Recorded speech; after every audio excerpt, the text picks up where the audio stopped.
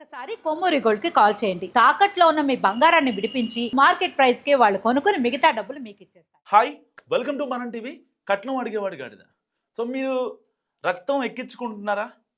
మీ haemoglobin తక్కువ ఉందనో, blood cells తక్కువ ఉన్నాయనో, WBC ఇలా ఏదైనా సరే బ్లడ్ బ్యాంక్ నుంచి బ్లడ్ తీసుకున్నా, లేదంటే మీకు ఎవరన్నా మీ ఫ్రెండ్ కానీ మీ రిలేటివ్స్ కానీ ఎవరన్నా బ్లడ్ ఇస్తున్నారు అంటే ఆ బ్లడ్ ఎక్కించుకునేటప్పుడు చాలా జాగ్రత్తగా ఉండండి. ఎందుకంటే హైదరాబాద్లో కొత్త ముఠా వెలుగులోకి వచ్చింది. వీళ్ళు ఈ ముఠా చేసే దందా అంతా ఇంత కాదు. గేదెల బ్లడ్ ఇంకా గొర్రెల బ్లడ్, ఆ బ్లడ్ ఎక్కించి దానిపైన హ్యూమన్ బ్లడ్ అని పెట్టి ఒక్కొక్క ప్యాకెట్ని 1800 రూపాయలకు అమ్ముతున్నారు.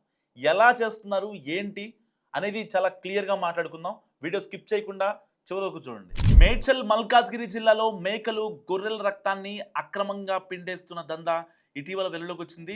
స్థానిక మటన్ షాప్ యజమాని నకిలీ వెటనరీ డాక్టర్ కలిసి మేకలు గొర్రెల నుంచి రక్తం సేకరిస్తున్నారు.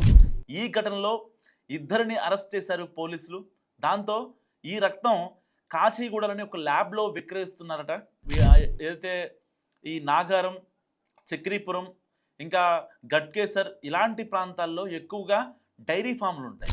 సో ఆ డైరీ ఫామ్ల దగ్గర కావచ్చు, ఈ మేకల మందలు, ఈ గొర్రెల మందలు వాటి దగ్గర నుంచి రక్తం సేకరించి నైట్ టైంలో సేకరించి వాటిని అమ్మేస్తున్నారు ప్యాకెట్ 1800 రూపాయలకి. సో అనంతరం డ్రగ్ కంట్రోల్ అడ్మినిస్ట్రేషన్, DCA అధికారులు, ఈస్ట్ జోన్ పోలీసులు ఇంకా క్లూస్ టీమ్ సంయుక్తంగా దాడులు నిర్వహించి ల్యాబ్లో సిబ్బందిని ప్రశ్నించారు. మేకలు గొర్రెల రక్తం నిల్వలు, కొనుగోలు పత్రాలు, వాటికి సంబంధించిన ఆ రికార్డులను కూడా స్వాధీనం చేసుకున్న పరిస్థితి. నాగారంలోని సత్యనారాయణ కాలనీలో ఈ అమానుష ఘటన జరిగింది. సో మేకలు గొర్రెలను హింసిస్తూ వాటి నుంచి రక్తం పిండేస్తున్న దందా స్థానికంగా కలకలం రేపింది. సో దీనిపై సమాచారం అందుకున్న పోలీసులు మెరుపు దాడి చేసి దాదాపుగా వాళ్ళ దగ్గర నుంచి 180 రక్తం ప్యాకెట్లు స్వాధీనం చేసుకున్నారు. ఈ ఘటనకు సంబంధించి ఇద్దరు వ్యక్తులను అరెస్ట్ చేశారు. సో బతికున్న మూగ జీవాల నుంచి అమానుషంగా రక్తాన్ని పిండేసి వీళ్ళు అమ్మేస్తున్నారు. అయితే ఆ రక్తాన్ని కొనుగోలు చేస్తున్నది కాచిగూడ భద్రికా కాలేజ్ సమీపంలోని PNK ల్యాబ్స్ నిర్వాహకులట. సో దీనికి సంబంధించి డ్రగ్ కంట్రోల్ అడ్మినిస్ట్రేషన్ కూడా రంగంలోకి దిగింది. సో ల్యాబ్లో సిబ్బందిని ప్రశ్నించారు.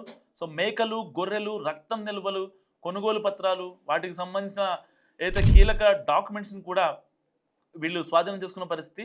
అసలు ఎందుకు రక్తం తీస్తున్నారంటే ఎలాంటి అనుమతి లేకుండా, నిబంధనలు పాటించకుండా మూగ జీవాలను హింసించి తీసిన రక్తాన్ని ల్యాబ్లకు తరలిస్తున్నారు.